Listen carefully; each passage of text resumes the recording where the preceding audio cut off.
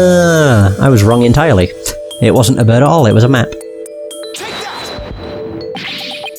Please take a good look at this sign. At the sign? It appears to have been broken, and then repaired. But what does this sign have to do with the pterodactyl?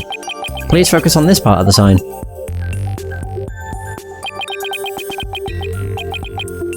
The part that broke off and got reattached. What about it? What about if we turn it like this? There it is. Oh, that shape! It's the pterodactyl in the drawing. Wow, that's quite clever. What Mr. Butts actually saw was this chunk of it. Oh, it was this chunk as it was being blown through the air by wind. What? Wow, he made a drawing of that real fast.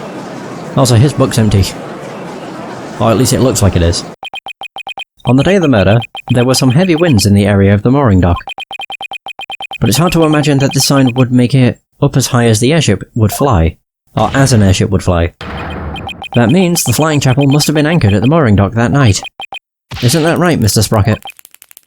Oh god, don't stab your finger again. Okay, good. Phew! That's more than enough of this power of love nonsense, you pop culture junkie. Present all the proof you want, but your argument is based far too much in conjecture. Why don't we return to reality now? What do you mean, too much conjecture? Even if the airship wasn't flying, that alone doesn't prove the witness went along the wall. True. Even now, it's no more than a possibility. Then how do you propose Mr. Sprocket got to the Vista deck, Mr. Egdworth? I noticed something as I went over the evidence. Please, take a look at this hold entry record. What about it? I don't see Mr. Sprocket listed on here anywhere.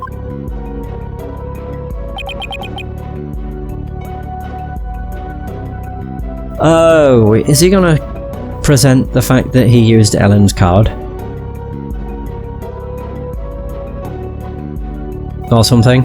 Yeah, because Ellen would have been with Dumbass. Don't you remember? In yesterday's session, we had a very similar kind of argument. Did we? Honestly, Mr. Wright, are you going senile already? We talked about Larry Butts using the defendant's keycard to enter the hold. Oh, we did talk about that, didn't we?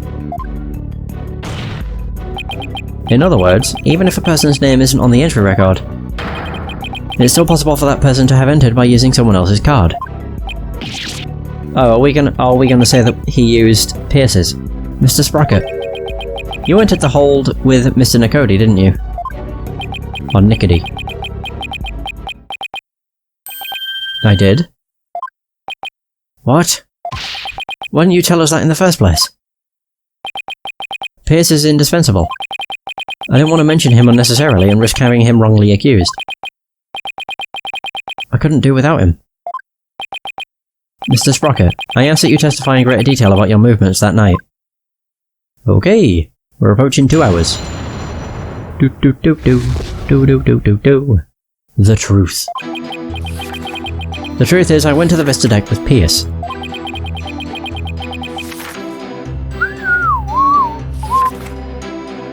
So that's why my name doesn't appear on the hold entry record. I was badly injured from being stabbed, but I was frantic. By the time we reached the scene, it was all over.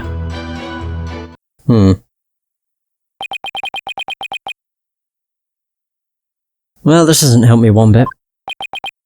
Mr. Sprocket, you've concealed information from us time and time again. Who do you think you are, treating this court of law with such irreverence? Or irreverence. Whatever. That being said, I do appreciate the testimony you gave just now. Thanks to you, we now know why your name doesn't appear on the entry record. Now there are no more inconsistencies in the witness's testimony. That's Mr. Edgeworth for you. He never leaves a loose end dangling. You okay, Nick? Wouldn't exactly call the situation okay. Somehow I'll have to coax the information we need for an opening out of him. If I even can, that is. We can try. The truth. I went to the Vista deck with Pierce. You didn't mention this because you didn't want Mr. Nicody to fall under suspicion. Is that because he has something to hide? I just didn't want the police to take up his time with all their questions, that's all. Neither the company nor the household would function smoothly without him. I see.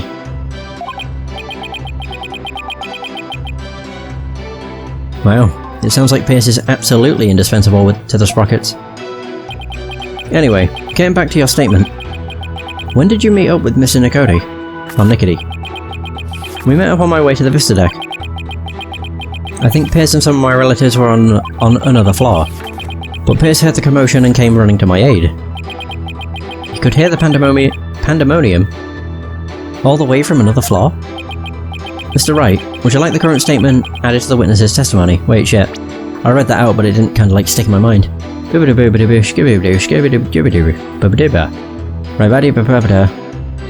with Mr. Nicody? We went on the way to the Vista deck. I think Pierce and some of my relatives were on another floor. But Pierce heard the commotion and came running to my aid. He could hear the pandemonium all the way from another floor. Yeah, that sounds pretty important.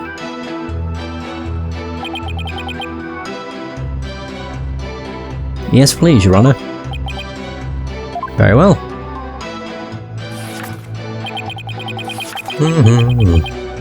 Pierce heard the commotion and he came running. Did Mr. Nicody come alone? I believe some of his subordinates were with him, but I don't remember exactly how many.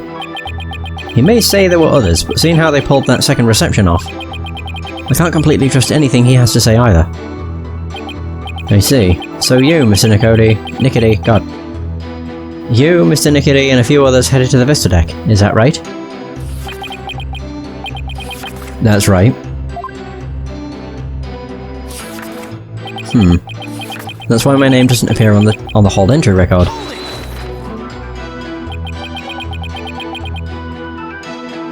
Your name doesn't appear on the hold entry record because you entered with Mr. Nicody using his keycard? That's right. So I guess the hold entry record doesn't matter as much as we thought. But now that Soren's saying he was with Pierce and a few others, it's pretty tough to refute that statement. What's the matter, Mr. Wright? Cat got your tongue? Did you finally realise there's no point in continuing this trial any longer?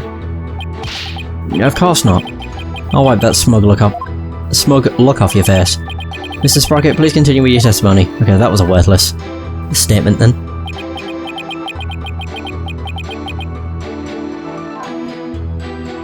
I was badly injured from being stabbed, but I was frantic.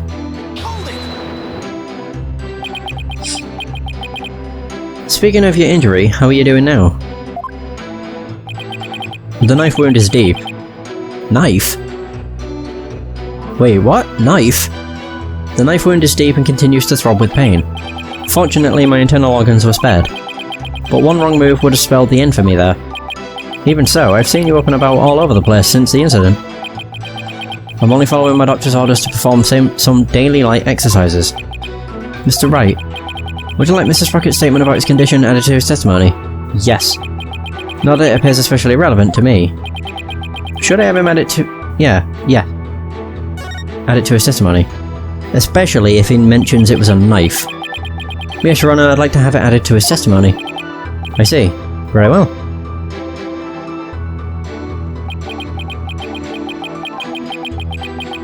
The knife wound is quite deep and continues to throb with pain. Well, there we go. I wondered why he mentioned it being a knife when we know for a fact it was a candle. Or a candelabra. Objection! Mr. Sprocket, you just said your injury is a knife wound, didn't you? But the weapon you were stabbed with was this candelabra. A fact I know you're quite aware of. Because it made him collapse. Very well. This is what I heard directly from Master Soren himself. As you surmised, Master Soren was stabbed by Gloomsbury on the day of the murder. It happened after the first wedding reception.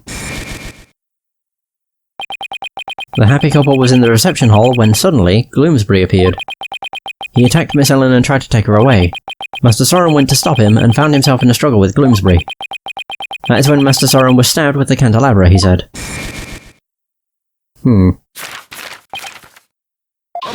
Wait, why is he looking at his notes? Must have been a simple memory slip that made him misspeak. It happens to everyone. It has nothing to do with the case.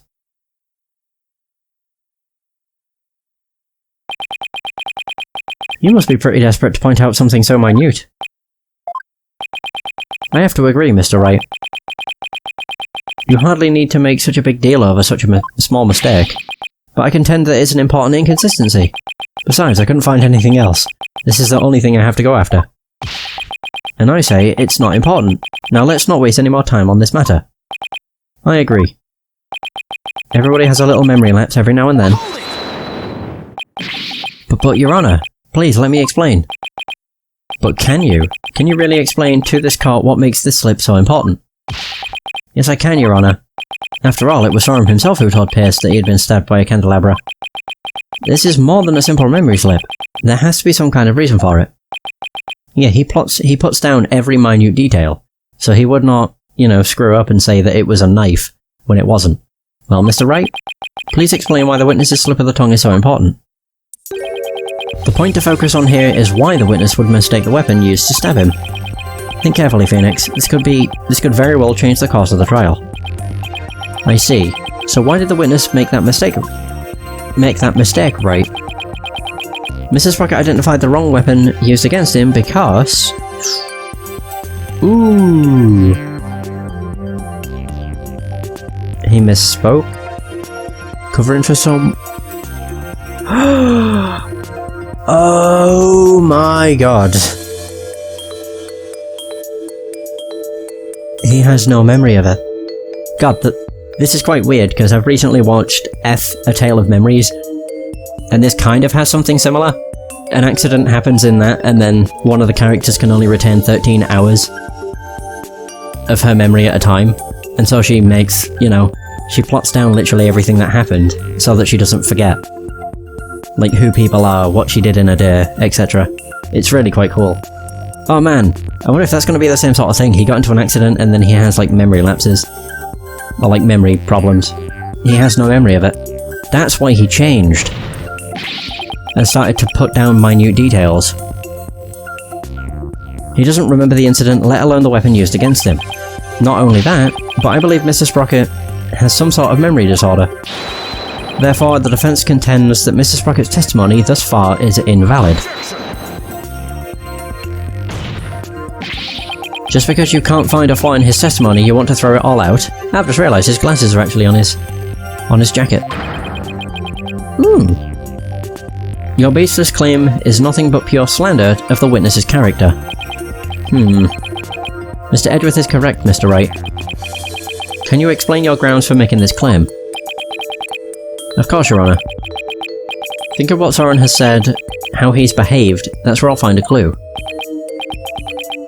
Very well, let's hear your argument then. My grounds for claiming that Mr. Sprocket has a memory disorder is his notebook. The notebook he always has with him. I saw daily events and information about the people around him recorded in it. Like a diary, perhaps? No, this detailed everything. No, Your Honour, it's much too detailed to be an ordinary diary. It's more of on the order of a database, actually. A database, you say? Ow. Just flicked my laptop. That hurt. That's right. For some reason, Mr. Sprocket is apparently unable to retain memories. That's why he writes every little detail of his life down in his notebook. How could you possibly know that for sure? He might just be an extremely compulsive person. I thought so too myself at first. To be honest, we accidentally got a stain on his notebook on that notebook yesterday. You mean you got a stain on it? Hey, you're the one who tried to grab it out of my... whatever. Never mind whose fault it was, just get to the point already. Right, sorry. Mr. Sprocket. The page Miss Faye got a stain on yesterday, that's the page with the details of your stabbing on it, isn't it? No, I only write in this notebook because I'm very compulsive. Now drop the subject already. Sorry, but I'm not convinced. I noticed an odd fact about your notebook, Mr. Sprocket. On the earlier pages, you used it to write down invention ideas. But after a certain date, you started writing down a lot more, and in much more detail.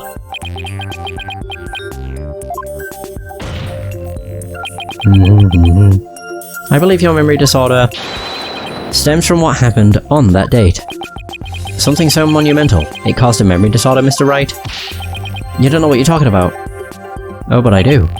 Sorry, but I do know what I'm talking about, and this is the proof. This is the thing that caused Mrs. Sprocket's memory disorder. Right, newspaper clipping. Here it is.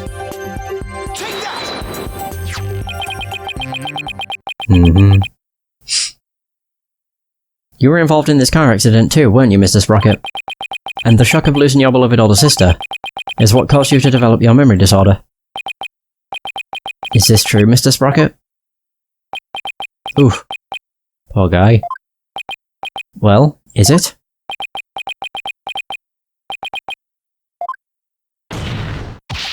Mr. Sprocket. It's true. That accident did something to my mind. God, it'd be incredibly cool if he's only able to retain 13 hours, because then it would literally be just like F. A Tale of Memories. What? Ever since that day, every time I go to sleep... Oh my god, it's the same! Kind of. It doesn't give you an actual amount of time, but it's the same sort of concept. She only retains memories for 13 hours, so when she goes to sleep she forgets everything up to, like, 8 PM of the previous day. Ever since that day, every time I go to sleep I lose my memories. But when I wake up, the most recent thing I can remember is the day I lost my sister. Oh! Oh god. I think the fact I actually watched F A Tale of Memories before this is actually quite good. Just because it ties them together quite a bit. I mean, it's not to say that you need to watch it in order to understand the case, it's just, it's a cool little thing. It's as if I'm constantly going back in time. Oh, that's why it's Turnabout Time Traveler. What? That's truly tragic. An inconsolable time traveler who goes back in time whenever he goes to sleep. Right. Besides, time travelers do exist, you know? But you wouldn't understand. So that's what Soren meant. He was talking about himself. The reactions of the people around me each time I awoke made me aware of my condition. That's why I decided to write everything down in my notebook, so I could move forward. So the only memories you have since that day are the ones written in that notebook. That's right. And since the page about your stabbing got stained, you couldn't read from it, could you? There's just one more thing I'd like you to clarify for me, Mrs. Sprocket. Exactly what are your feelings towards the victim? Mr. Sprocket's feeling toward Dumbass Gloomsbury? That's right, Your Honor. The witness said that every time he wakes up from sleep, his mind goes back to the day his sister died. Mr. Wright, you can't mean... Mr. Sprocket. Your pent-up feelings of anger and resentment towards Mr. Gloomsbury for the accident were renewed each and every time you woke, weren't they? Or were they not? But you couldn't take it anymore, so you turned to murder. Isn't that right? Jesus. What? Mr. Wright, are you saying that the witness murdered Mr. Gloomsbury? For revenge? Well, Mrs. Sprocket? Aye. It's Ellen. It's Ellen. I knew it. Miss Wyatt. Your Honor. I did it. Oh my god. I killed Mr. Gloomsbury. No! What? She's only doing it to protect him.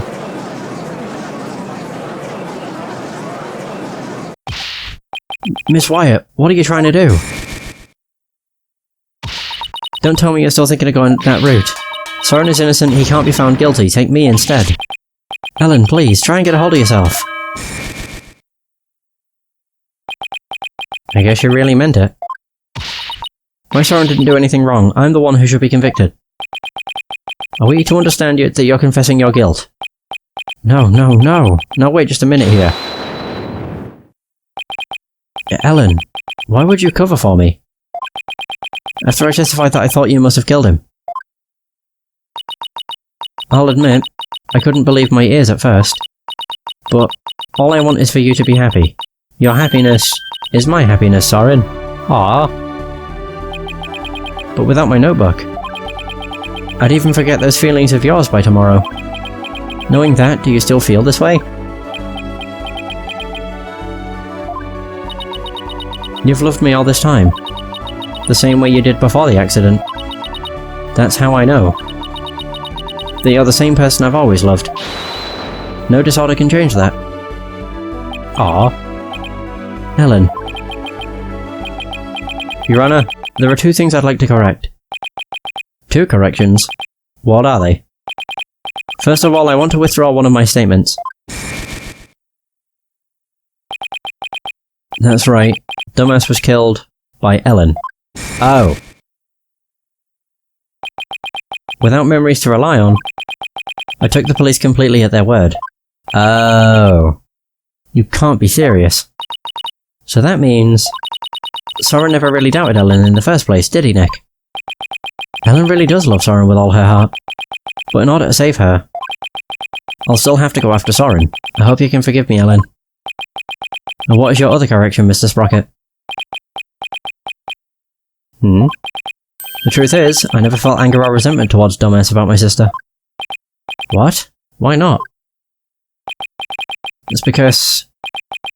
the one who caused the car accident was me. Oh no.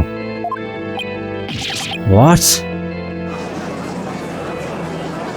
Ew. Looking at Phoenix from that angle was great. His mouth was so huge. But order in the court. Please continue, Mr. Sprocket. I'm the one who killed my sister. To protect my career and my future, my father made Dumbass take the blame.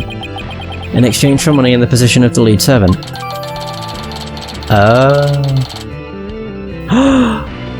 Soren was driving. Oh no. So you see, Dumbass must have held a grudge against me, not the other way around. That would make sense as to why he stabbed you. And he must have attacked Ellen to get his revenge on me. Are you sure about all of this, Mr. Sprocket? Very sure. It's all been written down in detail in my notebook. That notebook is important evidence supplying background to this case. I must insist you submit it as evidence. Soren's notebook, added to the court record. Again. The lawyer said I had turned to murder, but that's just not true.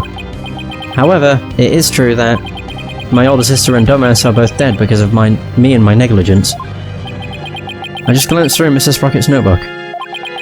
I wasn't able to read the part about when he was stabbed due to the bloodstain. But what's written here about his sister's car accident is exactly as he stated. Your Honor? As long as it matches what's written in that notebook. Can we still take the witness's testimony as valid in spite of his memory disorder? Yes, I believe we can. I understand. I understand now that the witness's memory is in disarray. But if what Mr. Sprocket himself wrote in this notebook is true, then that means by the time Mr. Sprocket's party reached the scene, the victim had already been killed. Idris right, I'm still in the same bind as before. But should I really simply accept the contents of the notebook? As a substitute for Soren's memory? Well, Mr. Wright, what do you think? Will you accept Mr. Sprocket's notebook as an official representation of his memories? Will I accept Mr. Sprocket's notebook as an official representation of his memories? No. Wait a minute, Your Honor. The defense requests a chance to examine the notebook to see if it's trustworthy. Very well, but be quick about it. Thank you, Your Honor. So, how should we examine it? Well, we should look at it from all different angles to see if there's anything suspicious.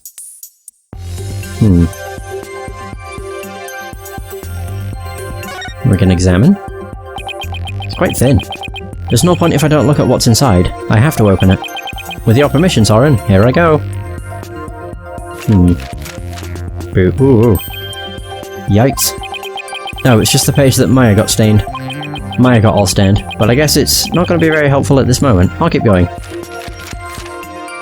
Oh! This is the last page where there's writing.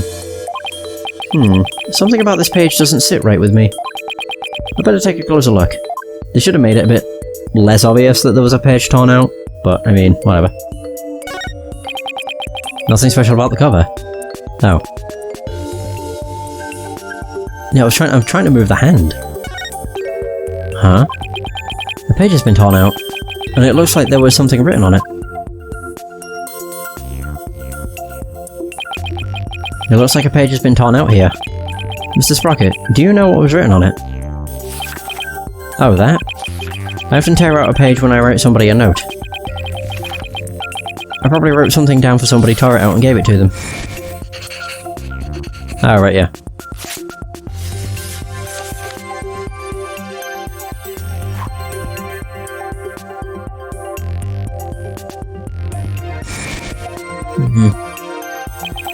Oh, yeah. That solves that, then. Wait a minute. We can't ignore the possibility that something important was written on that page. But now that the page has been torn out, how can we determine what was written there? Well... let's see. To find out what was written in the notebook, we should... Ooh!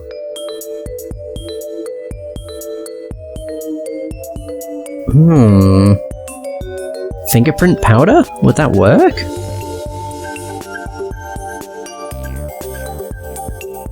I was gonna... no, holding up top...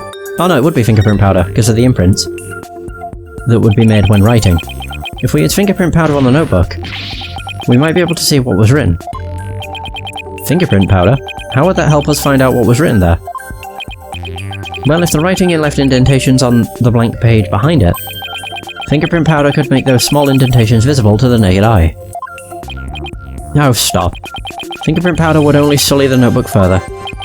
Mr. Wright, if you use the powder and still don't find anything, then you must accept the notebook as a representation of the witness's memories. Alright, Your Honor. I understand. If I don't find anything, it's all over anyway. Powder, don't fail me now. I will now use fingerprint powder on the blank page to find out if we can see what was written on the torn out page. Ah, great, it's telling me how to do it. First, I tap a spot to dust it with fingerprint powder. When I've dusted on enough powder, I tap the blow panel to blow the excess powder away. If something should appear, I should tap Analyze, point to what came up, and then tap Confirm. Thank you, tutorial. Much appreciated. Boopy doopy doopy doopy doopy doopy. Oh, I'm caking this fucking thing. I've only done a small amount.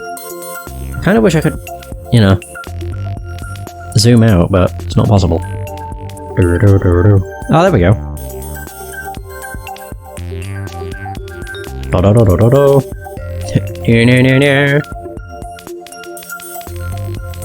I really just want to use all of it.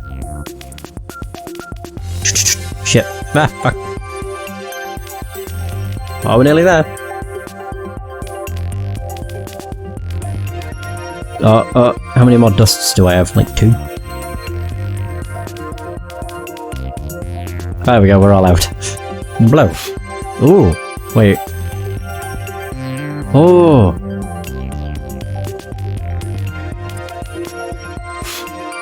Almost took Ellen to the Vista deck.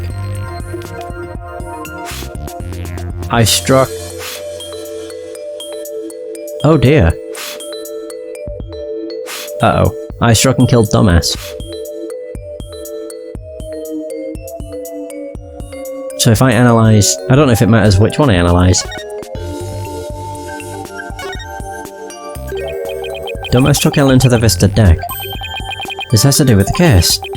There might be some other important message here too then. Yeah, there is. And it's one that incriminates him.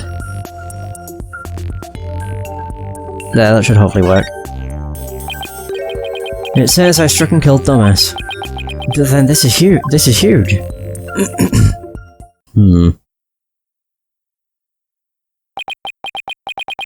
I struck and killed dumbass. That's what was written on the torn out page. What? It can't be. I don't believe it. There has to be some kind of mistake. Soren would never. Could never. She just faint?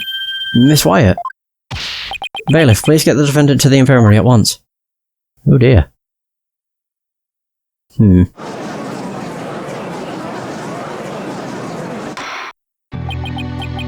Apparently the defendant got too worked up. She's resting in the infirmary as we speak.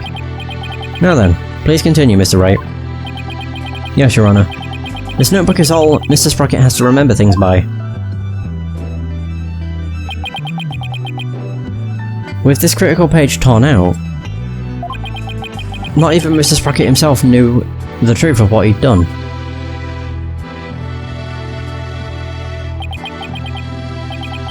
I'm the one who killed Dumbass? So it wasn't Ellen. Oh, thank goodness. Mr. Sprocket, does this mean you were at the crime scene during the murder after all? I guess I must have been. Notebook that records Soren's memories in minute detail. One of the pages has been torn out. But Mr. Sprocket, can we really believe what's written in this notebook? Nobody touches this notebook but me. And when I sleep, it's under lock and key. I don't remember writing that I killed Dumbass, but I guess I must have. Somebody else did. Well, now that we have a confession, I'm afraid I must render my verdict. Of all the... Yes, Your Honour. Please, give your ruling now, while Ellen is asleep. I want the woman I love to be set free as soon as possible. Soren really does love Ellen after all, doesn't he? Yeah. So this is how it ends. But is that how it really went down? Is there really no way for them both to be happy? I know we should consider anything written in the notebook to be the truth, but still. I myself wrote of the crime in my notebook. No further proof is necessary. Soren himself wrote it in his notebook. Wait a minute. Very well. I will now give my verdict. Ellen is about to be found not guilty, and Soren will be convicted for the crime instead. And yet... am I really ready for the judge to give his verdict? His ruling? No.